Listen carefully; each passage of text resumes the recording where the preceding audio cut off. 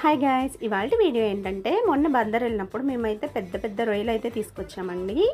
ఇవైతే ఒక్కొక్కటి నా అరచేయంత అయితే ఉంది, అంటే ఒక 4-5 అట్లా వచ్చాయి అన్నమాట.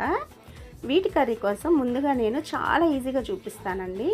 వీటి కోసం ముందుగా గసగసాలు అలాగే జీడిపప్పు పేస్ట్ చేసుకొని పక్కన పెట్టుకోవాలి. ఆ తర్వాత ఆనియన్స్, టమాటోస్ అలాగే అల్లం వెల్లుల్లి పేస్ట్ కూడా మిక్సీ చేసుకొని పక్కన పెట్టుకోవాలి.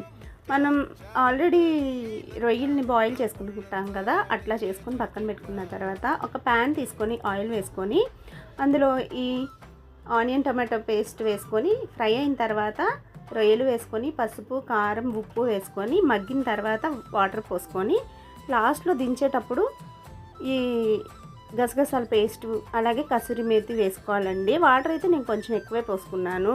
కర్రీ టేస్ట్ మాత్రం అదిరిపోయింది. మీరు కూడా ట్రై చేసేయండి.